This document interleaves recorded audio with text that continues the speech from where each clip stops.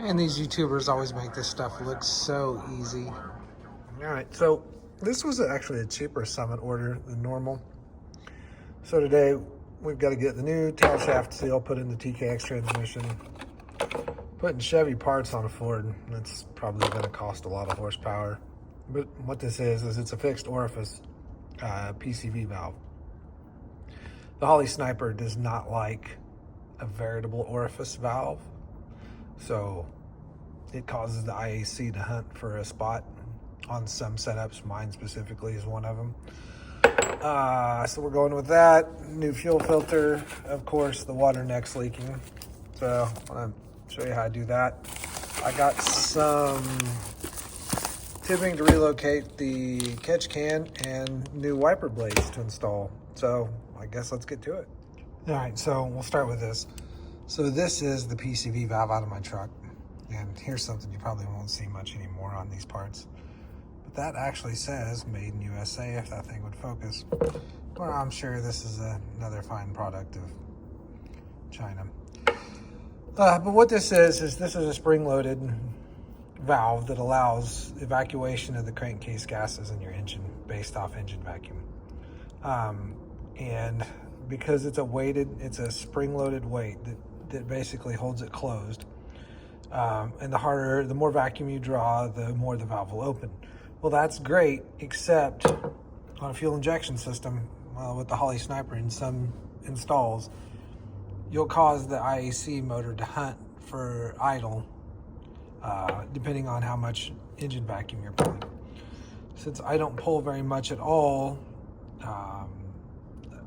a fixed orifice is going to be easier to adjust the IAC motor in position because it's always going to be consistent. You can see inside this one, there's literally nothing in there but a hole. So if you've got one of these, this nipple comes off, just pulls off here and goes on there. And that's really all there is to swapping this out. All right, so once you get the elbow pulled off your old one, just slip it onto the new one. And it's about that easy, and you can see where this one's more of got that weighted piece inside. Anyway, and then it's right back on the truck. The GM size is exactly the same as the Ford size in this circumstance.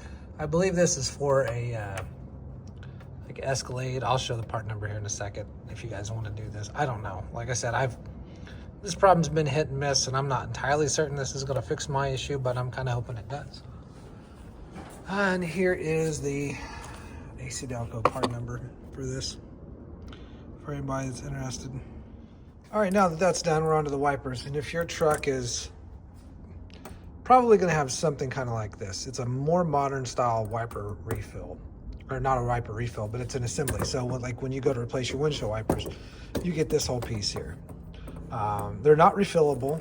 They're made to be put on, used up, and thrown away when they're done. I have this weird thing where there's certain things on my truck I want stock. I don't know why. There's just some things that I like the OEM original equipment look on. Other things obviously are completely different.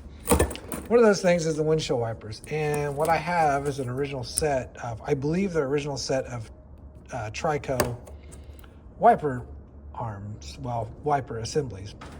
And these are a refillable thing. Like you can take this all out of this old wiper and replace it. It's held in with some clips right here. I'll show you how to get those out.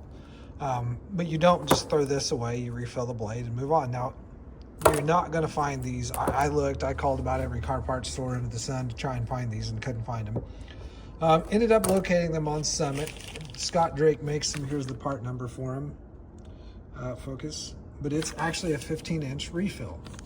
These are a little better than what was originally in those. These have a stainless steel rib in them that helps support the wiper. So we're going to get these installed in these original arms and put back on, and I'll show you kind of what they look like as a comparison. All right, so it got a little cold outside, so I figured for the next part we just move inside and I can show you how to get these done. So I'll have to take this apart and clean this up. But this piece actually pulls off of the wiper arm, and depending on how long they've been on is how crusty they're going to be. I don't know if this one's going to come off easy or not. Oh, it's trying.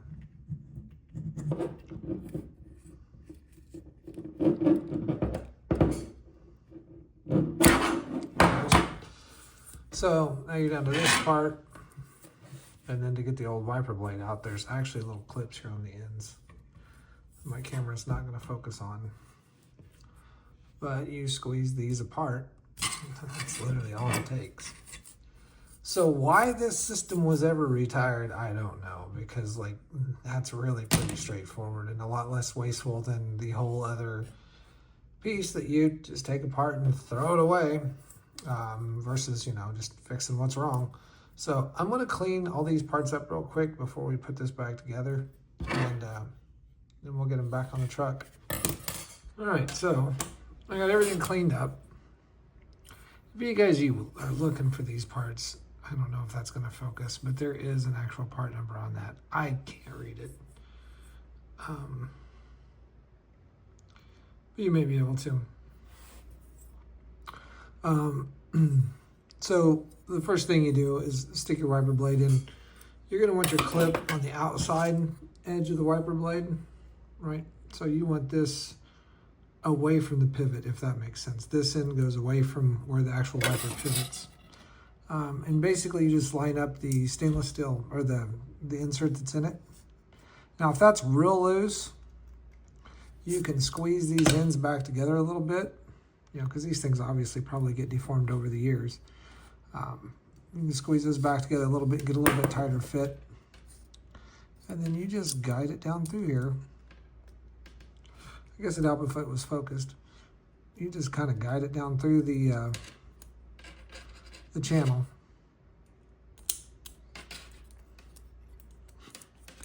Of course, the first one I did worked real easy, and now this one's going to be a struggle, because that's how things like this work.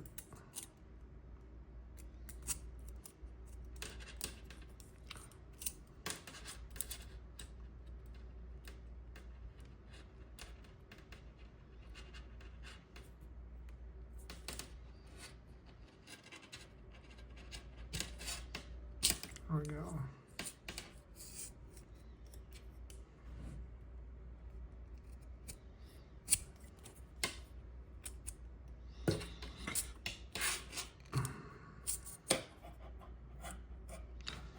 Now these are probably not. So once you get here, you're gonna have to come back down to this end, and you gotta guide these little clips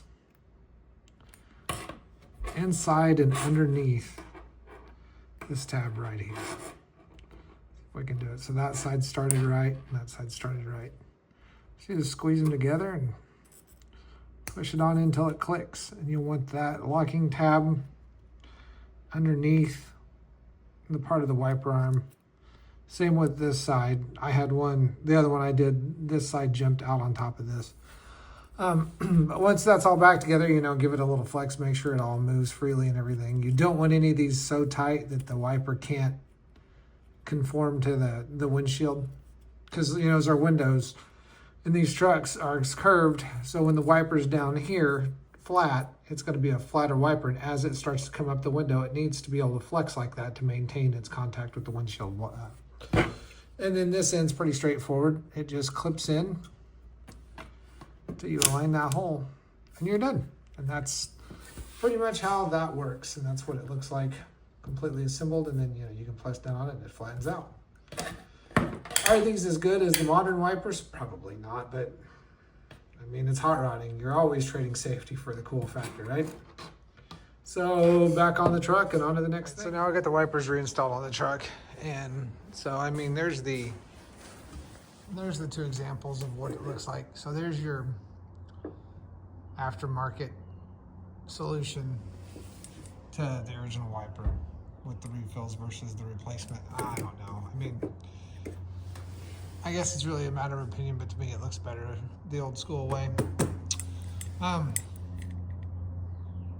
These are also wiper arms off of a like later style truck, like 73 or 70, yeah, 73 to 79 style.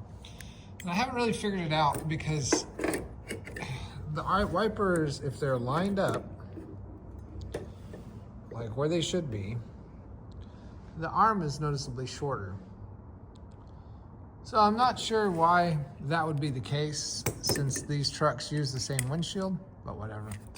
I guess it's not really relevant. But anyway, so there's that. So what's left on the table?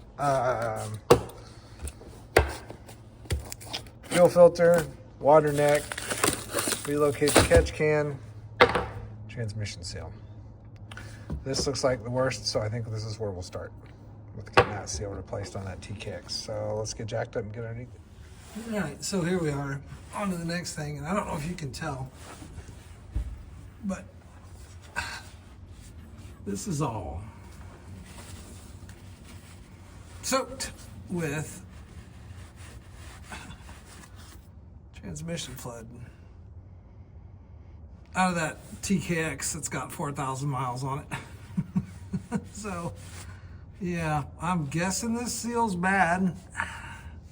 I checked out the new yoke that I bought and it looks completely fine. So yeah, I'm gonna have to get this cleaned up and out of there.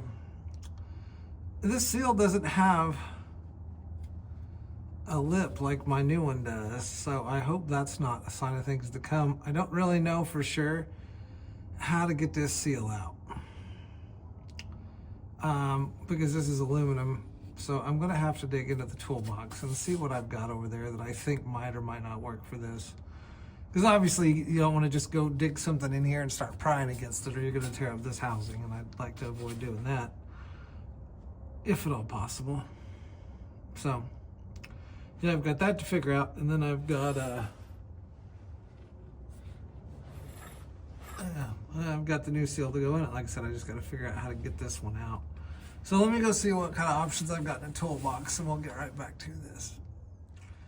All right, so what I come up with to start is a 2-pound slide hammer with a hook on the end. So we're gonna see how this works. See if we can get in here and make something happen. So in order to do this, you just kind of stick the hook in here somewhere and then rotate it about 45 degrees and slide hammer away. And so far, doesn't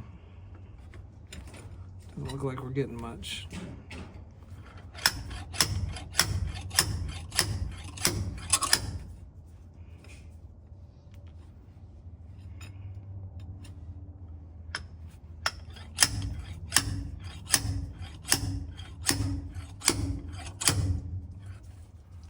Oh, well, something's coming out up there. Sure hope it's part of the seal.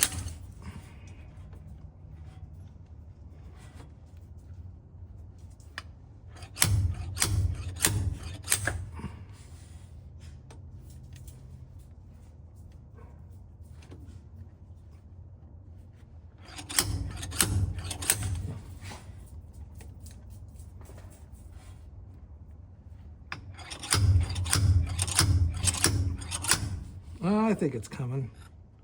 We're really tearing something up.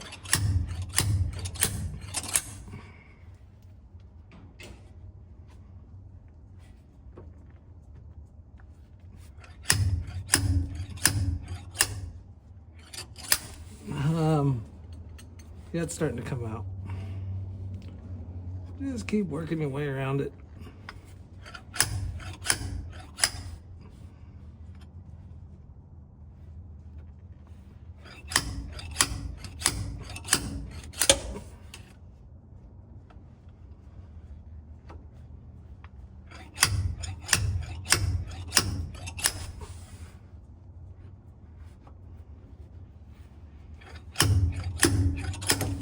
Well, this thing's really in here.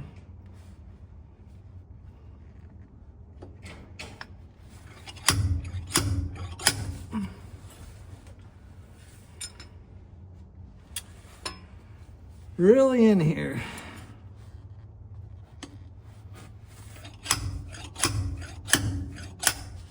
Well, I just ripped part of the seal.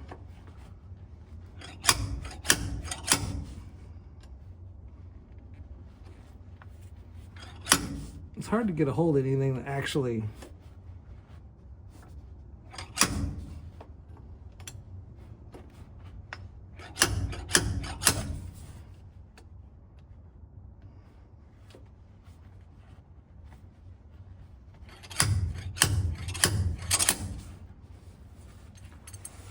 Well, let's get up here and take a look.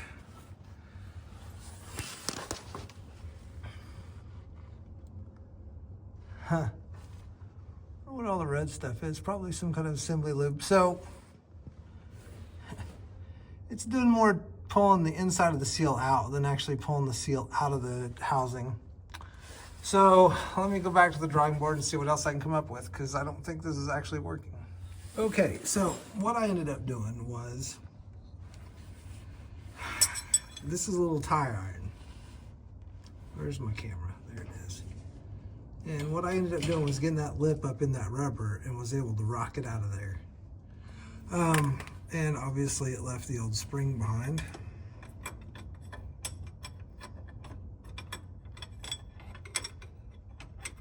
No, okay, be difficult then.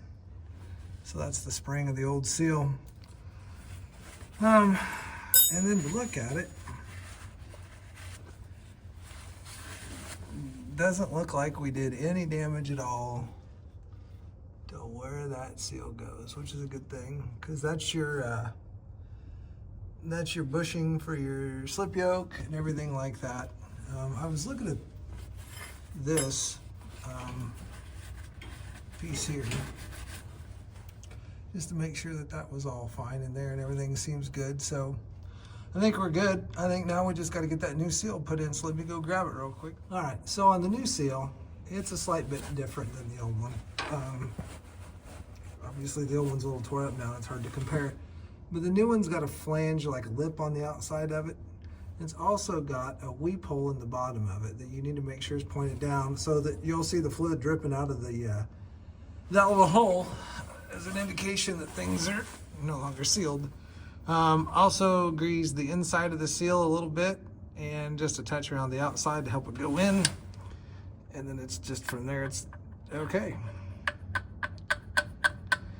Well, so that's going to be the end of part one of this video, because that is not supposed to fit that sloppily in there. So that is not the correct seal for this transmission. I should have known when I bought it from a Chevy parts store that seemed to have it in stock that this was going down the wrong road, but whatever.